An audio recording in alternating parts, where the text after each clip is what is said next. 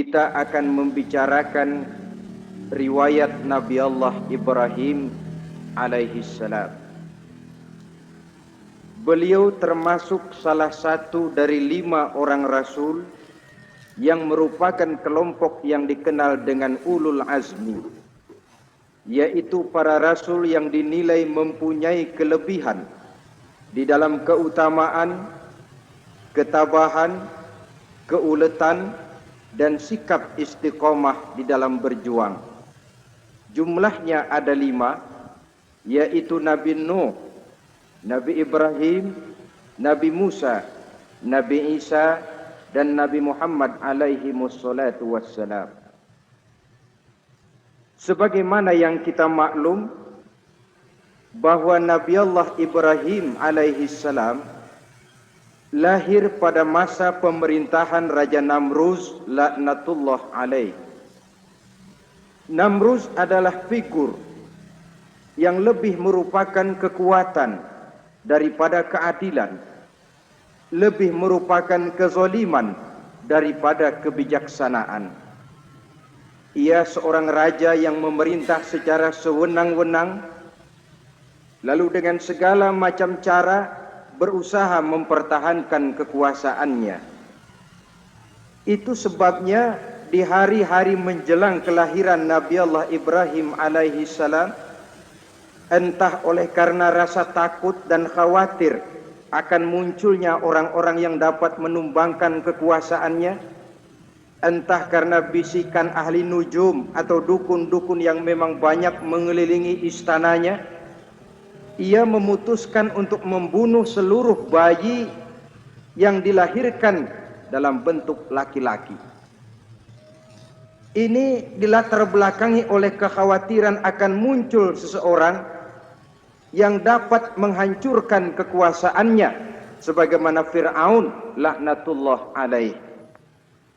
Itulah sebabnya di zaman sebelum Nabi Ibrahim dilahirkan, Raja Namruz membuat peraturan.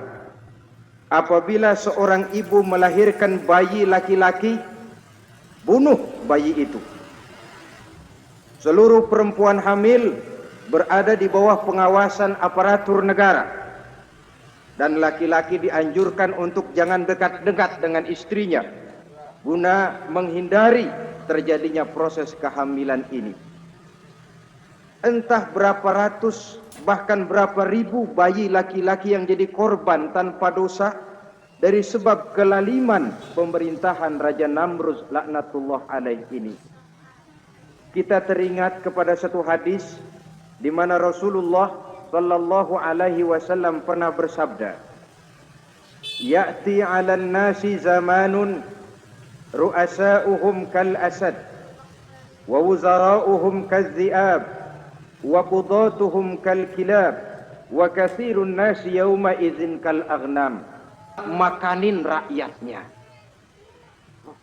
Coba saudara lihat di hutan, kambing rakyat hutan dimakan oleh singa, ayam rakyat hutan dimakan oleh singa, sapi rakyat hutan dimakan oleh singa.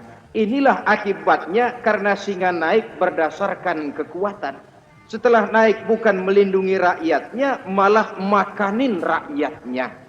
Mental semacam inilah yang dimiliki oleh Raja Namruz laknatullah alaih.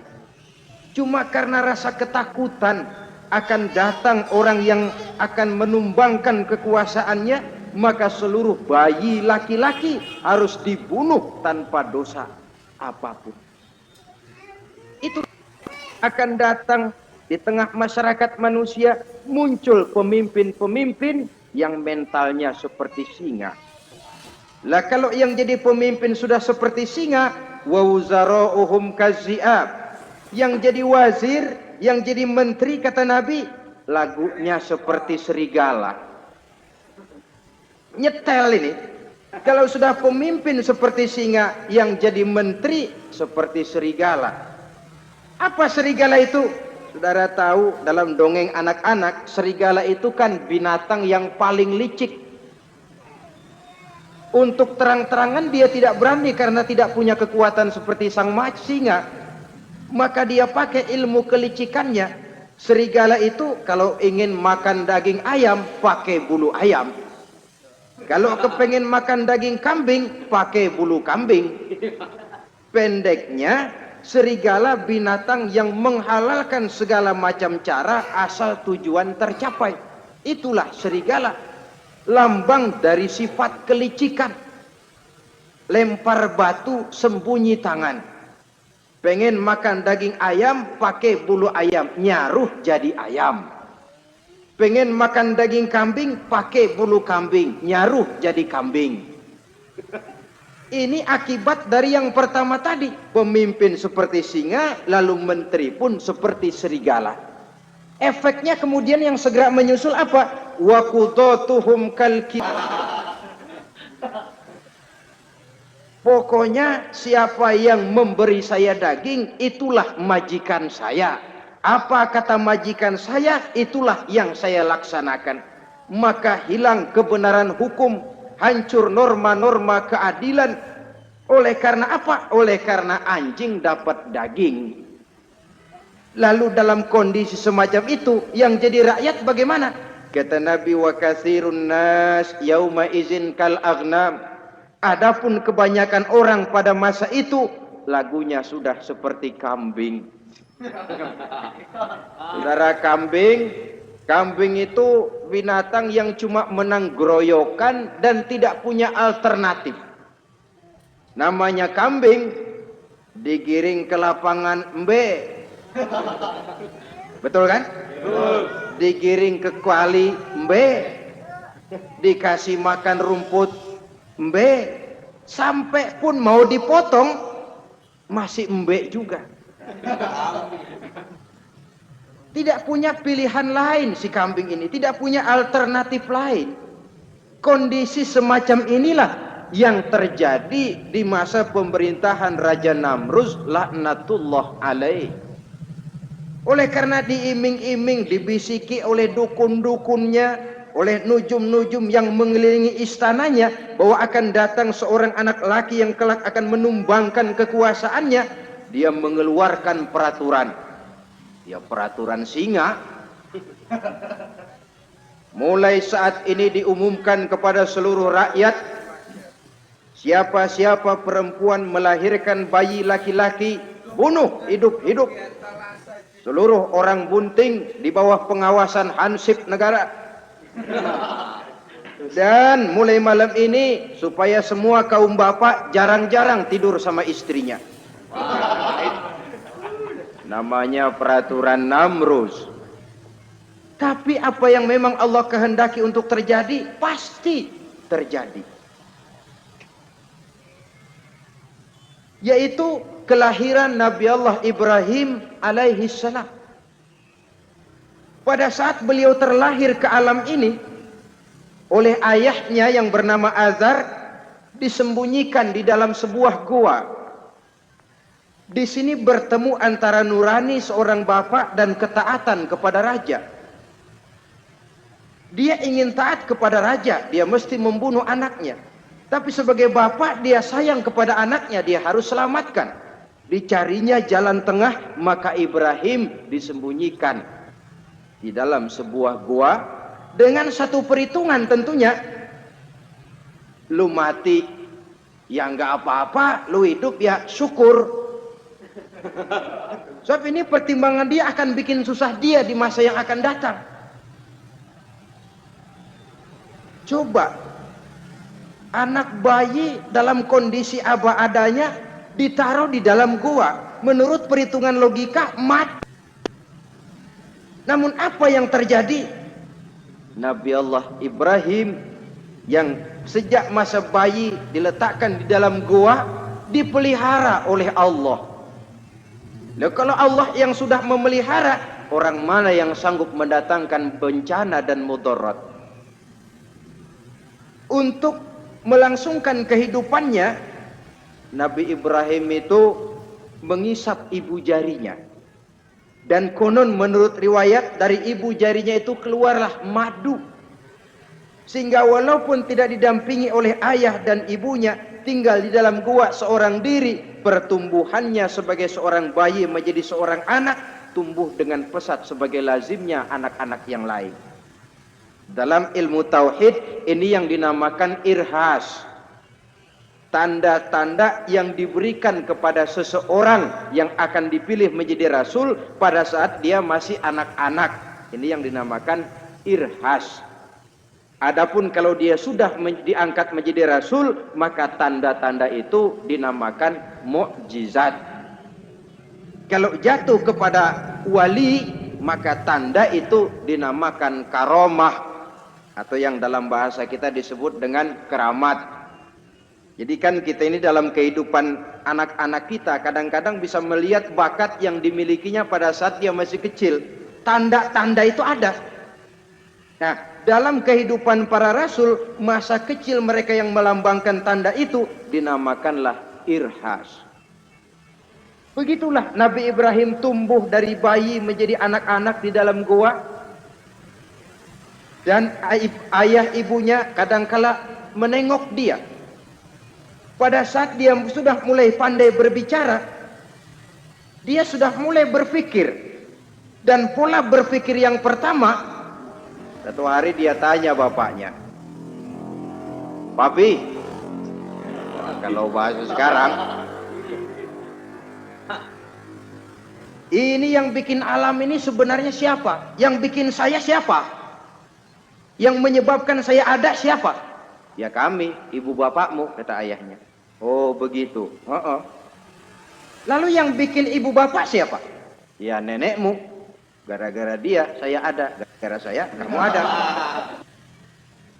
"Lalu yang bikin kakek dan nenek siapa?" "Ya buyutmu." "Lalu yang bikin buyut siapa?" "Ya bapaknya buyut." "Yang bikin bapaknya buyut?" "Ya kakeknya buyut." Kalau gitu nggak pernah. Tentu akan ada pencipta pertama. Siapa pencipta pertama itu? Bapaknya buntu. "Lu jangan usil dah. Temen-temen lu juga nggak pernah nanyain urusan kayak begini." "Saya nggak puas, Pak." Begini sekarang, saya mau tanya. Ini kaum kita nyembah apa? Nyembah berhala. Lah yang bikin berhala itu siapa? Saya, bapakmu, Azhar. Kaum kita menyembah berhala, yang bikin berhala bapak. Kenapa nggak nyembah bapak aja kok tanggung-tanggung? Jawaban ayahnya tidak membuat ia jadi puas. Terus merenung siapa gerangan pencipta pertama, siapa gerangan yang patut disembah dengan sebenarnya, siapa gerangan pencipta alam semesta ini. Bila malam datang, dia melihat bintang gemintang bertabur menghias cakrawala. Dia berkata, "Ini yang patut dianggap Tuhan, tinggi, terang, benderang." Tapi manakala besok pagi bintang tenggelam, dia pun bilang, "La uhibbul afilin." Saya tidak suka kepada yang tenggelam. Masa Tuhan tenggelam? Ketika malam datang, bulan pun terbit. Nah, ini barangkali yang Tuhan. Ini lebih besar dari yang semalam. Tapi bila bulan pun terbenam, lagi-lagi dia bilang Tuhan tidak mungkin terbenam. Lalu bila matahari terbit, nah ini enggak salah lagi. Ini lebih gede dari yang dua-dua kemarin. Ini pasti Tuhan. Dan manakala matahari terbenam, dia pun berkata, Tuhan tidak akan pernah terbenam. Perjalanannya mencari Tuhan ini bisa saudara baca dalam surah Al-An'am ayat 6 sampai dengan ayat 79. Sampai Allah memberikan petunjuk kepadanya, mengangkatnya menjadi seorang rasul dan menyampaikan misi dakwahnya. Saudara-saudara kaum muslimin rahimakumullah. Dakwah yang pertama dilaksanakan tentu kepada bapaknya, kemudian kepada kaumnya. Secara psikologis ini kan makan hati. Coba, kalau kita harus nasihatin orang lain yang tidak ada hubungannya dengan keluarga, barangkali biasa saja. Tapi nasihatin bapak sendiri, ini kan makan hati. Mau didiamkan saja, batil dan sesat, mau diceramahin bapak sendiri. Tapi bapak tinggal bapak, kewajiban melaksanakan dakwah jalan terus. Ini berarti bahwa tugas amar ma'ruf dan nahi munkar memang tidak mengenal posisi. Begitulah saudara-saudara, sampai kepada satu hari Nabi Ibrahim melaksanakan dialog dengan kaumnya. Saudara-saudara, ma hadhihi tamasil allati antum laha akifun. Surah Al-Anbiya ayat 51. Saudara-saudara, berhala-berhala ini yang bapak saya yang buat, inikah yang selama ini tuan-tuan sembah? Kaumnya menjawab, qalu wajadna aba'ana laha abidin. Iya, sebab nenek moyang kami, nenek moyang kita juga dulu nyembah itu. Bagaimana nenek moyang kita, begitulah kita. Jawab Nabi Ibrahim, laqad kuntum wa aba'ukum fi dhalalim mubin. Sebenarnya kamu dan nenek moyangmu sama, borongan satu gerbong sesat.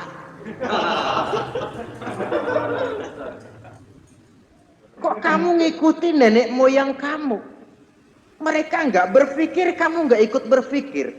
Mereka sesat, kamu ikut sesat. Kamu sudah hidup di satu zaman yang maju sekarang ini. Kenapa mau kembali ke zaman nenek moyang dulu?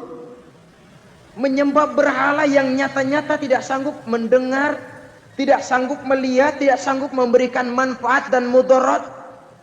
Pokoknya kalau kamu tidak tinggalkan berhala-berhala ini, satu saat pasti akan saya sikat dan saya hancurkan. Saudara-saudara, prinsip dakwah memang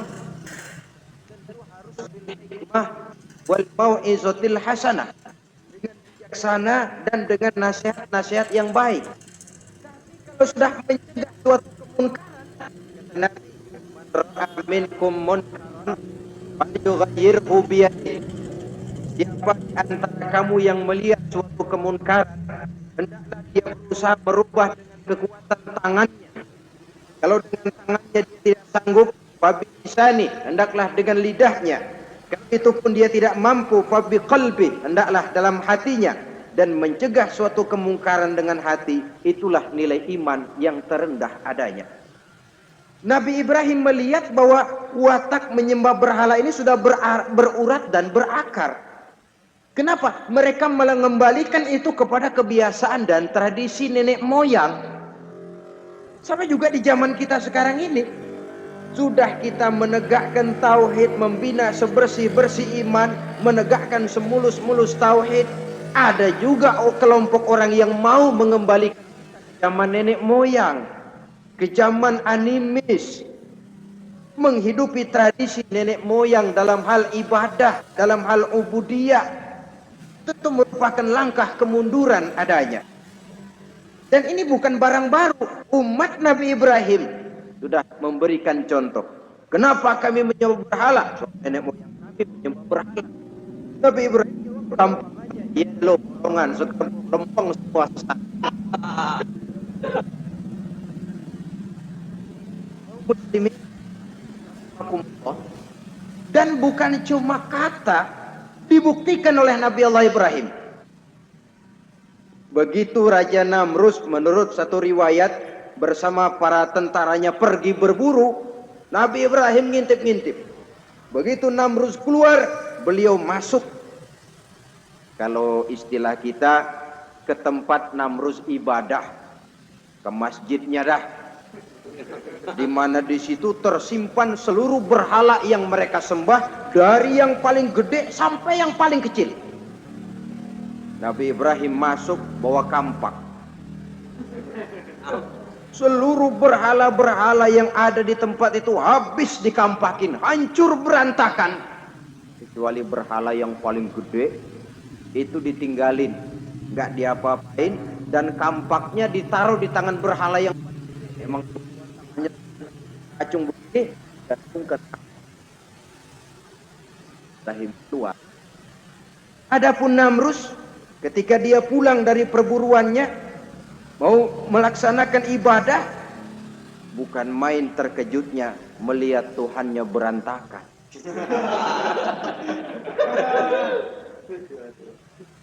Waduh, ini celaka kerjaan apa ini? Dikumpul khusus. Ini ada supersip mengganggu stabilitas peribadatan kita. Ini mesti dicari siapa biang keroknya ini. Cari sampai ketemu siapa yang menghancurkan Tuhan-Tuhan kita ini.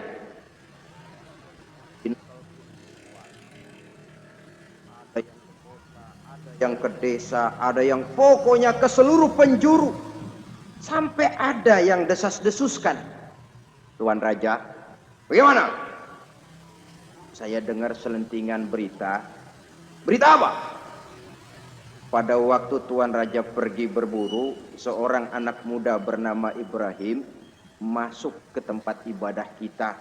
Barangkali dia yang menghancurkan patung-patung kita. Kalau begitu cari, tangkap Ibrahim, tangkap. Panggil kepala intel. Dipanggil. Kamu cari orang namanya Ibrahim, tangkap. Kok ditangkap? Tangkap. Sebab menurut berita dia yang menghancurkan berhala-berhala kita. Ya tapi kan belum ada buktinya, Pak. Soal bukti gampang belakangan, yang penting tangkap aja dulu.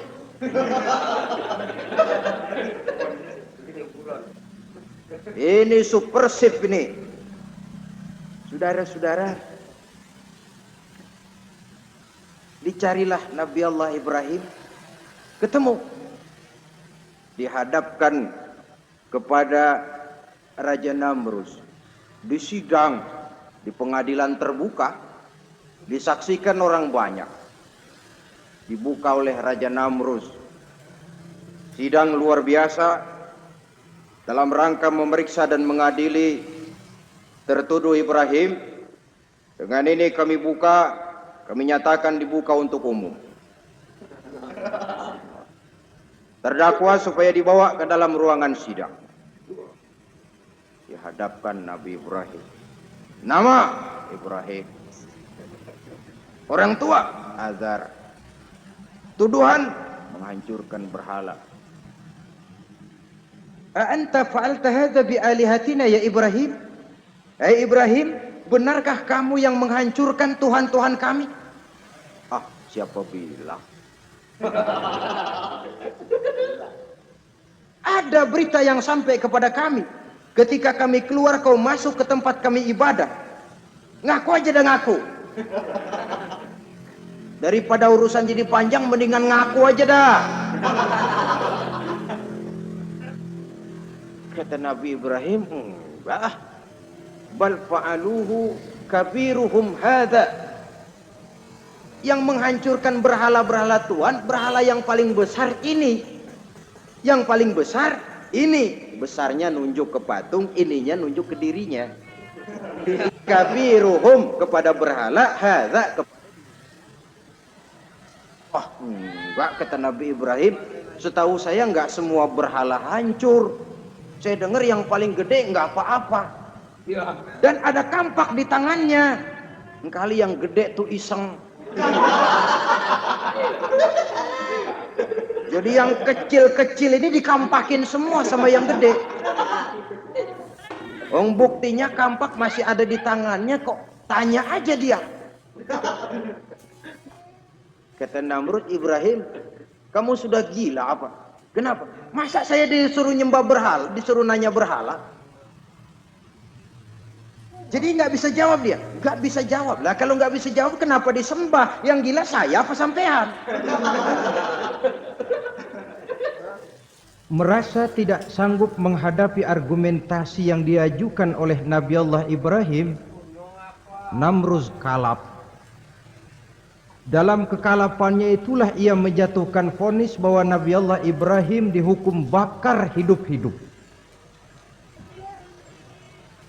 Pada hari yang ditentukan, dikumpulkanlah kayu bakar sebanyak-banyaknya, sehingga merupakan timbunan besar yang menyerupai sebuah bukit kecil.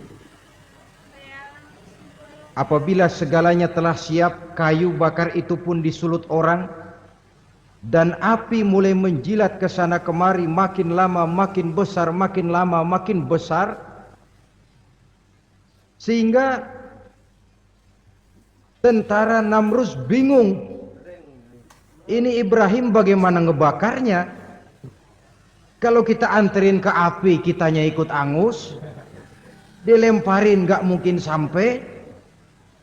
Lalu mereka menemukan akal, dibuat semacam lentingan busur panah. Kalau istilah kita di kampung kayak selepetan begitu. Sehingga Nabi Ibrahim dilemparkan dan tepat jatuh di tengah kobaran api yang menggunung. Namrus tentu saja memandang dengan perasaan puas. Segenap konco-konco dan antek-anteknya melihat dengan hati yang lega, dan semuanya merasa hancur sudah biang kerok yang selama ini menjadi racun dan duri dalam kehidupan kita. Tapi rupanya yang mereka mau lain dengan yang Allah mau. Ketika Nabi Allah Ibrahim hampir masuk ke tengah kobaran api yang menggunung itu, datanglah perintah Allah kepada api, ya naru kuni bardan wa salaman ala Ibrahim. Hai api, dinginlah kamu, selamatkan Nabi Ibrahim. Api ini tunduk kepada perintah Allah, ia pun dingin, sehingga Nabi Ibrahim di tengah kobaran api yang menggunung, seujung rambut pun tidak terbakar, malah kedinginan di tengah kobaran api. Lalu api ini dari besar, makin lama makin kecil, makin lama makin kecil, akhirnya padam. Yang ada tinggal tumpukan arang dan debu. Kata Namrus, mampus loh Ibrahim, rasain. Barangkali istilah kita nih, makan pencarian lo. Pakai betingkah mencaci maki Tuhan kami, menghancurkan berhala-berhala. Sekarang rasakan hasil usahamu. Sorak-sorai pun kedengaran. Begitu lagi sorak-sorak dari tumpukan abu dan arang itu gerak-gerak, kerusak. Kok ini ada arang bergerak-gerak? Rupanya dilihat-lihat, makin lama makin nyata, Nabi Ibrahim keluar dari tumpukan arang dalam keadaan utuh, tidak kurang satu apapun. Sebenarnya andai kata Namrus mau menggunakan akalnya, saat itu dia tentu menemukan satu hal yang luar biasa, satu kebesaran yang kalau dia mau merenung akan sampai kepada kekuasaan yang serba maha. Tapi karena ketika itu hatinya sudah dipenuhi nafsu, ditutupi oleh kesombongan, dia buta terhadap kenyataan itu. Kaum muslimin rahimakumullah, akhirnya Nabi Allah Ibrahim ini diteror langsung oleh orang tuanya. Kata abahnya, araghibun anta an alihati ya Ibrahim. Ibrahim, kau benar-benar tidak senang kepada Tuhan-Tuhan kami, berhala-berhala ini? La illam tantahi la arjumannaka wahjurni maliya. Kalau engkau tidak berhenti, hai Ibrahim, tidak berhenti memperkenalkan Tuhan seluruh sekalian alam, tidak berhenti mencela dan mencaci bahkan menghancurkan berhala-berhala kami, la arjumannaka, akan kami rajam kamu. Iya, kalau raja yang ngancam gini, orang tua beliau sendiri ngancam begini. Itulah tantangan dakwah, saudara-saudara. Kita melaksanakan dakwah ini tempo-tempo berhadapan dengan penguasa yang mentalnya macam Namrus. Tempo-tempo berhadapan dengan orang kaya yang pelitnya macam Qarun. Tempo-tempo berhadapan dengan orang tua yang mentalnya macam azar. Orang tua yang kaku, yang tidak mau terbuka terhadap kenyataan. Istilah di kampung kita orang tua yang laceng. Tahu laceng? Udah salah kenceng. Sulit benar menerima pembaruan yang membawa umat kepada masalah-masalah yang memang nyata lebih baiknya. Itulah tantangan di dalam melaksanakan tugas dakwah, dan ini dihadapi oleh Nabi Allah Ibrahim. Ayahnya terakhir memberikan tekanan, kalau kau tetap melaksanakan misimu, tidak engkau mau berhenti dari tugas dakwah ini, awas Ibrahim, la arjumannaka, akan aku rajam, akan kami lontari kau dengan batu, wahjurni maliya, pergi kamu dari sini. Ya Allah, diputuskan hubungan. Kalau memang engkau berkeras dengan tugas dakwahmu, persilakan Ibrahim, keluar, pergi saja dari sini. Diusir oleh orang tuanya sendiri. Inilah hidayah, saudara-saudara. Oleh sebab itu, tugas utama kita kaum muslimin sebenarnya bukan mengislamkan orang, tapi menyampaikan Islam. Tugas kita ialah menyampaikan Islam, bukan mengislamkan orang. Sebab orang mau Islam atau tidak, itu urusan hidayah dari Allah. Jangankan kita, Nabi Ibrahim mentauhidkan ayahnya Azar. Nabi Nuh tidak bisa mengislamkan putranya.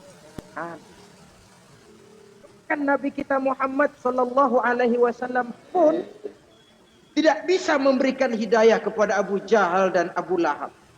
Paman Nabi, orang tua, istri Nabi sekalipun, hidayah tidak diberikan kepada mereka. Mereka tidak terpanggil mengikuti kebenaran. Kalau sudah kenyataan ini yang kita temui, kembalilah ke Quran. Allahumma inni qad ballaghtu, wahai Allah, seruanmu sudah saya sampaikan, dakwahmu sudah saya canangkan, ajakan kepada tauhid sudah saya sampaikan. Allahumma inni qad ballaghtu, sudah saya sampaikan ya Allah. Perkara mereka tidak mau ikut, itu karena semata-mata hidayah berada di tanganmu ya Allah.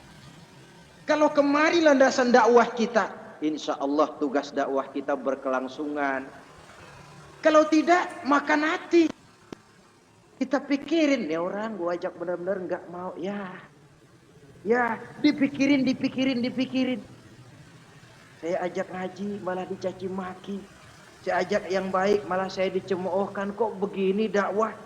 Akhirnya dipikirin, sakit jantungan. Sudah orang nggak kena kita ajak beriman, kita sendiri makan ke dalam. Itulah Quran meletakkan konsepsi dasar, sampaikan dakwah dengan baik, bil hikmah wal mau'izatil hasanah wajadilhum billah. Kalau ternyata metode sudah baik tapi orang tidak juga mau beriman, tanamkan Allahumma inni qad ballaghtu. Ya Allah, tugas saya cuma sekedar menyampaikan. Perkara mereka tidak mau, saya sudah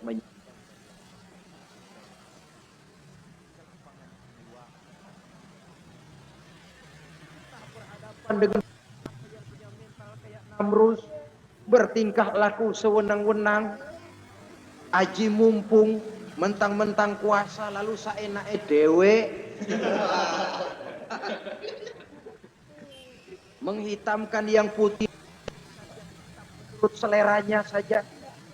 Entah berhadapan dengan orang kaya yang punya mental semakin kaya, berhadapan dengan orang-orang tua yang punya tingkah laku seperti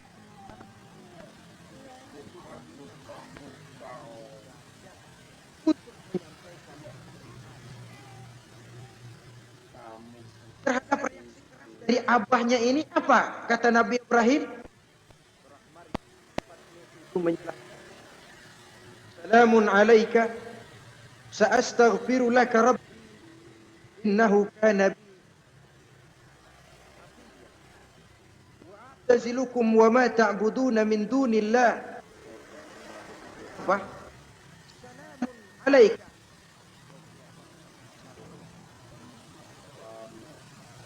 Marilah kita tempuh jalan kita masing-masing. Saya memang anak bapak, tapi tauhid adalah prinsip.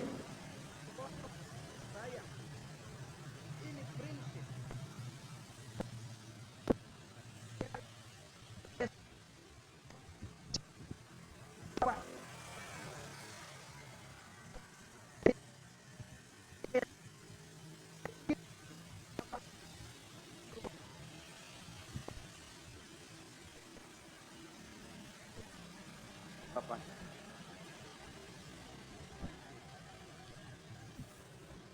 Astagfirullah. Saya akan memohon ampun kepada Allah untuk bapak. Jadi walaupun dalam Islam kita berbeda akidah dengan orang tua, tetapi kewajiban ibu berbakti tidak menjadi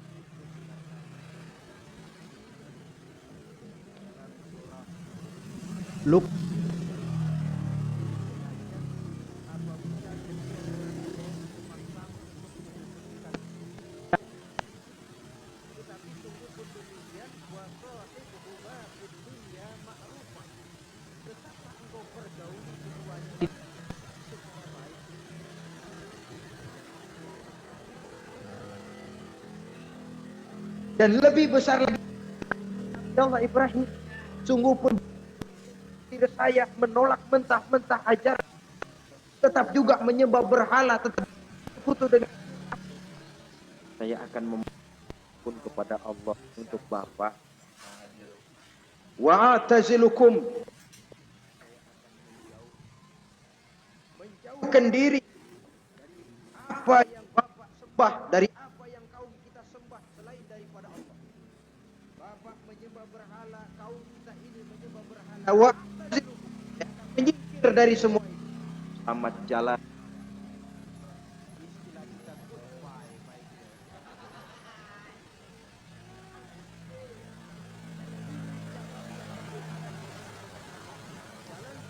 Dan kita harus berpisah. Walaupun dengan berat hati kita berpisah.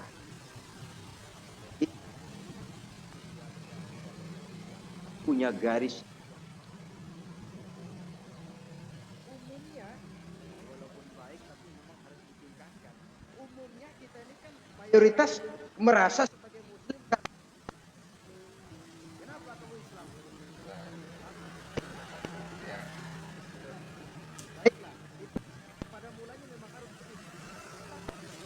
Kita merasakan bahwa keberadaan kita dalam Islam tidak cukup cuma karena faktor keturunan.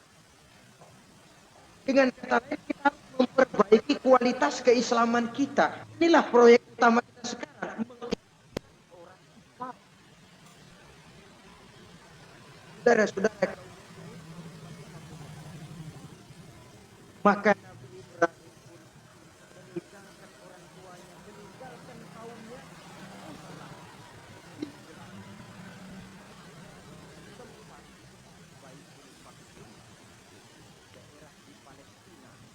Sekarang ini sejarah kehidupan Rasulullah memiliki kemiripan. Rata-rata ditentang oleh kaumnya sendiri dan sebagian besar lalu hijrah. Itu barangkali memang resiko dari satu perjuangan. Begitu tantangan yang dihadapinya dalam melaksanakan dakwah. Lalu cobaan-cobaan yang diberikan Allah kepada Nabi Ibrahim pun luar biasa. Pantas kalau beliau itu masuk ulul azmi dan mendapat titel Khalilullah. Nabi Ibrahim titelnya Khalilullah, orang yang mencintai dan dicintai Allah. Khalilullah. Ini terbukti dari cobaan-cobaan yang dihadapinya. Pertama, dari perkawinannya dengan Siti Hajar, dengan Siti Sarah maksud saya, beliau tidak dikaruniai seorang anak pun. Umur sudah lanjut. Padahal anak kita tahu pelanjut sejarah, penyambung cerita si buah hati belahan jantung. Sampai pada satu hari Hajar musyawarah. Kalau bahasa kita, Bang, Bagaimana Hajar? Lama juga kita sudah berumah tangga kan Bang? Oh. Lalu, dan kita sejauh ini belum dikaruniai seorang anakku. Ya sabarlah. Pada waktunya tentu akan ada juga. Tapi kapan lagi Bang? Usia kita sudah cukup lanjut. Maksud kamu bagaimana Hajar? Begini sajalah Bang. Bagaimana kalau abang kawin saja lagi? Ya Allah, punya istri macam begini. Menyuruh lakinya kawin lagi. Tapi dasar Nabi Allah Ibrahim. Enggak mau ah. Saya kan cinta sama Hajar. Iya, soal cinta saya tahu. Dan saya tidak meragukan cinta abang kepada saya. Cuma masalahnya saya nggak bisa memberikan keturunan Bang. Bukan nggak bisa, belum. Sudahlah kawin saja lagi Bang.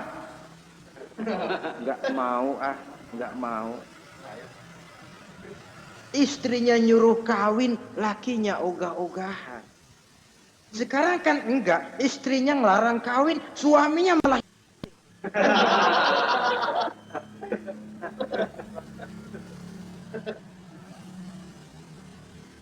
Sampai didesak kata Ibrahimnya, kalau itu yang Sarah Hajar mau, biarlah, jadilah. Saya mau kawin lagi dengan syarat kau yang mencarikan istri untuk saya itu. Oleh Siti Hajar dipilihkan Siti Sarah. Kawinlah Nabi Ibrahim dengan Sarah. Dari Sarah ini beliau dikaruniai seorang putra bernama Ismail alaihi salam. Nah, cobaan datang untuk menguji Khalilullah. Hai Ibrahim, kau cinta kepadaku, kata Allah, seolah-olah. Setelah kau punya anak, masuk rasa cinta anak ke dalam hatimu. Allah mau buktikan, mana cintamu yang lebih besar, kepada anakmu atau kepada aku, kata Allah. Maka turun perintah untuk menyembelih anaknya sendiri. Satu riwayat menceritakan bahwa latar belakang perintah menyembelih anak ini sebenarnya gara-gara Nabi Ibrahim juga ketelepasan ngomong. Beliau pernah menyembelih 300 ekor onta dan 1000 ekor kambing. Dagingnya dibagikan kepada fakir miskin, dilaksanakan penyembelihan itu untuk mendekatkan diri kepada Allah. Sedekah. Tidak cuma manusia, malaikat kagum, dipuji Nabi Ibrahim. Bukan main Ibrahim, kaya berani. Nah, kalau miskin berani, nekat kali. Ini kaya berani. Menyembelih 300 unta, 1000 kambing, dagingnya disedekahkan kepada fakir miskin. Luar biasa Ibrahim. Ketika dipuji orang banyak itulah beliau timbul sifat manusianya. Apa kata beliau? Saya mah jangankan kambing sama unta, anak juga kalau saya punya disuruh potong, saya potong untuk mendekatkan diri kepada Allah. Kenapa ketelepasan ngomong begitu? Sebab waktu itu belum punya anak. Ngomongnya enak. Sama juga kita, goma kalau punya motor siapa juga cengin. Lagi belum punya. Kalau udah punya lain gayanya. Itu biasa itu omongan orang belum kaya emang begitu.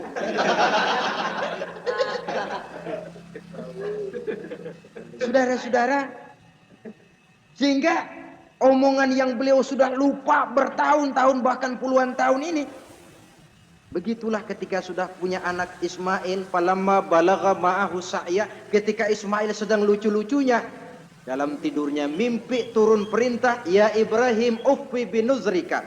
Hai Ibrahim, bayar nazarmu. Nazar? Iya. Apa nazar? Dulu pernah ngomong apa, ingat enggak?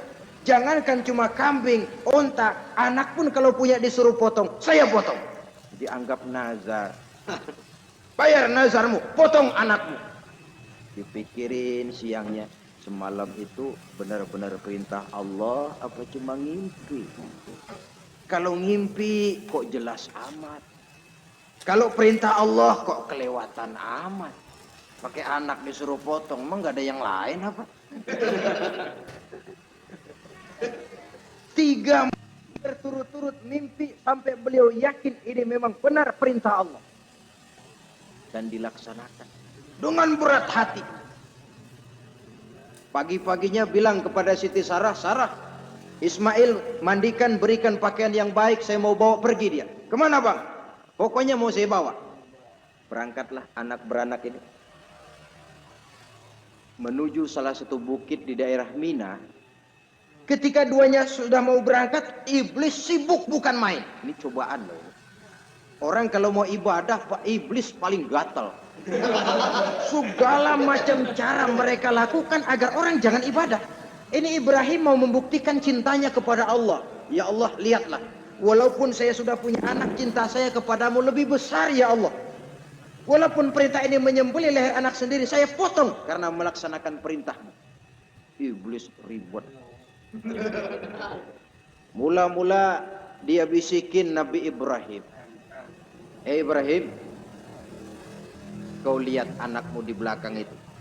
Kecil, lucu-lucunya. Masa anak begitu mau dipotong? Tega kamu Ibrahim. Ini perintah Allah. Gak ada urusan sama ente. Pinggir. Kata iblis, waduh mantap juga deh. Kalau suaminya gagal, istrinya kali. Biasanya perempuan perasaannya lebih tinggi daripada pikirannya. Ini Siti Saroh barangkali, kalau Siti Hajar barangkali, kalau saya perdayai bisa terpedaya. Hajar, ya, kamu tahu Ismail mau dibawa kemana? Saya tidak tahu. Mau dipotong oleh suamimu Ibrahim. Mau dipotong. Dipotong. Kok bisa begitu? Iya, katanya ini perintah Allah. Iblis, kalau memang ini perintah Allah, jangankan cuma anak saya Ismail, saya juga ibunya mau ikut dipotong. Wah, kata iblis, nih gilaan lagi dari laki. Saya kira karena perempuan bisa barangkali dilemahkan semangatnya, nyatanya tidak.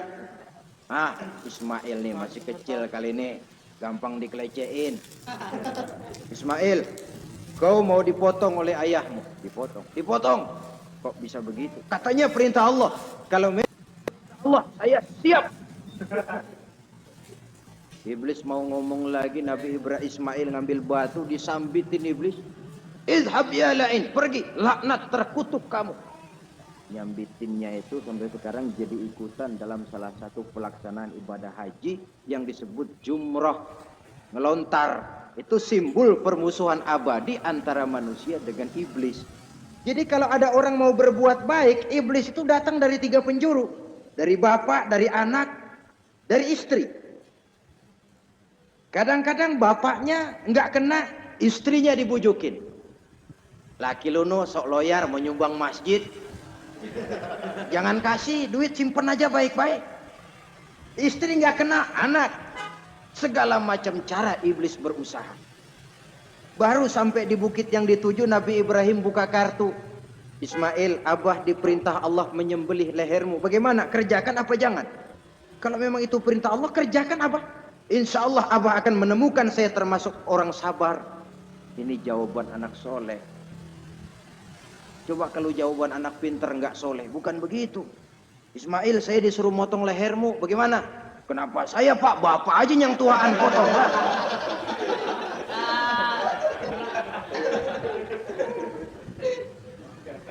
Pinter, pinter, tapi nggak soleh ya begitu itu, minteri jadinya. Saudara-saudara, sampai Nabi Ismail diganti oleh Allah dengan seekor kambing kibas. Cobaan terhadap kecintaannya kepada Allah. Kau cinta aku, itu benar. Tapi setelah kau punya anak, rasa cinta anak masuk ke dalam hatimu. Mana lebih besar, cintamu kepada anakmu atau cintamu kepada aku, kata Allah. Terbukti cintanya kepada Allah lebih besar daripada cintanya kepada anaknya. Bukankah nilai cinta itu baru terasa nyata kalau sudah lewat cobaan, lewat pembuktian. Sehingga dengan demikian kata orang, biasanya cinta itu menuntut pengorbanan. Berani bercinta, berani berkorban. Jangan takut berkorban, nggak usah cinta-cintaan.